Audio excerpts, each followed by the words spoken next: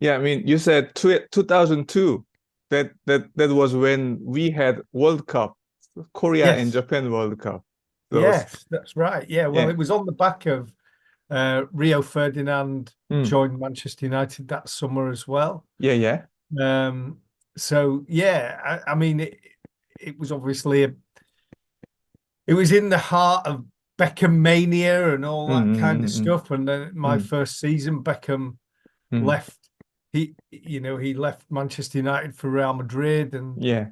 and then there was a bit of a downturn, and then Ronaldo and Rooney, that team came through and won the Champions League, and obviously Park Mm, played for that side as well, and then somehow they got to the Champions League final in 2011 that mm, nobody expected. mm.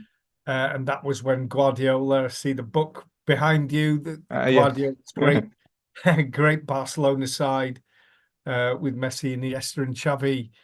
Um, that they dominated that little period, but Manchester United had a really good team over that Mm, time. mm, And then Robin van Persie came mm, uh, in 2013, and obviously Van Persie thought he was joining a side who were going to compete for a long time, and then he'd only been there a year, mm, and they won the title amazingly by 10 points. mm, Um, but then Ferguson decided he was going to go, and Manchester United have been trying to kind of find a way of reconnecting with their past mm. almost ever since then. That David Yeah. Moyes came in, and I mean it's easy to look back in hindsight because at the time a lot of people, including myself, felt as though Moyes had been given almost too much time Mm, mm. before he was sacked. But maybe if they'd stuck with him, particularly when you see what he's doing at West Ham at the moment, maybe that would have worked. Who knows? The Mm, same with Louis van Gaal. In the second season under Van Gaal, the football at the end was terrible, mm, really, really boring. But they did win the FA Cup. They just missed out on qualifying for the Champions League. mm, So maybe if he'd had another season, who knows what would have happened? But they decided to go with Mourinho instead. mm. And again, they did well for a period, won two trophies, finished second in the league. But then he made demands in the summer of his second season that Manchester United didn't want to go through with. And one of those was letting Anthony Martial go. And if you consider he's still at the club and still not performing brilliantly, then, Mm. maybe they would have been better going with that, but they didn't. They decided on a change. They brought Ole Gunnar Solskjaer in. There was an immediate upturn. And it's almost like a cycle because Solskjaer got Mm. triggered an improvement in Manchester United, and then it all fell apart, and he was sacked. And then Ranić came in, and Ranić had these ideas, but Manchester United didn't like the ideas. But actually, the ideas, if you look back now, made sense. Um, but they got rid of him, Mm. uh, and and then you end up with Eric Ten Hag, and Mm. Ten Hag did well in his first season. He wins a Yeah. trophy, qualify for the Champions League, and then there's a dip then, and I think it's just this cycle that Manchester United have got to get out of. Mm. And it, there are people that have said to me, even people who work inside the club, that have said to me it needs a new pair of eyes, a new face, a new strategy. Yeah. And maybe the Ineos involvement will bring that. Well, it Mm. certainly bring the new strategy. Whether the strategy works, Mm. I don't know. But that is, I don't think they could carry on Mm. doing the same things because you run out. Not the only club to be in this position, but Ten Hag. If you decided you were going to get rid of Ten Hag, well, who comes in? I mean, I don't know. The days of Mm. building clubs, building teams, um, they're no longer there. So the kind of manager who Ferguson was, well, how do you find someone like that? And I think you end up with short term Mm. short-term decisions. So you're looking at someone like De Zerbi, but De Zerbi's only been at Brighton for just over a year. He's done well at other clubs, but is that a long-term strategy? So I think they're in a position where even if Ten Hag was to go, there's no obvious replacement, and they need to kind of look at these things in a different way, and that is what Ineos are going to do. So they can only hope that that works.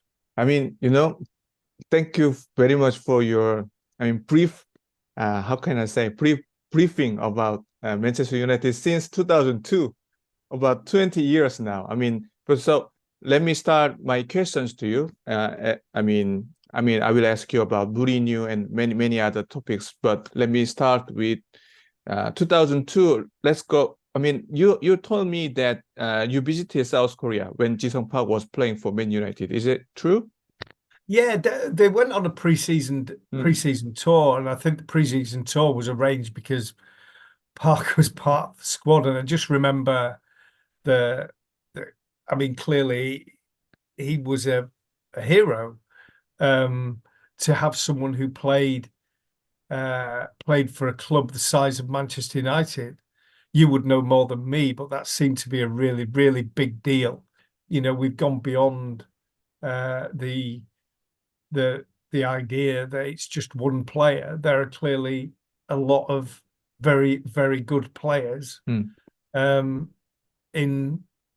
well, we call it the Far East, but in Korea and in Japan in particular, because I think the leagues in those two countries are more developed, and the development of young players is better. So how long players stay in Korea before they come to Europe, I don't know, but certainly there are players who are good enough to play in European football, and I still think it's a big step to go from the K-League to straight into a major European league. So that's why I think you still get players going to Holland or even in Son's case, you go to Germany, but with one of the lesser clubs, and then you go from there to one of the major leagues. Yeah, you said Ji-sung Park was kind of wake-up call for Manchester United or European clubs' point of view,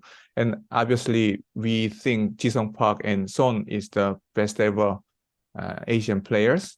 And then, is there any, before we talk about Lingard and Manchester United, is there any specific memory you have about Ji-sung Park when you were covering him? I just, do you know what this this sounds really strange, but I thought that Park was the most diligent player that I think I've ever seen. And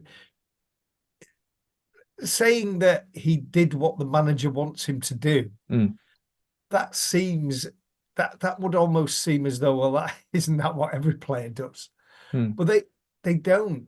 If you track someone, he tracked someone. He had energy. He had a lot of determination. He had vision, and it was almost, he wasn't in the game. He wasn't in the team to score goals particularly.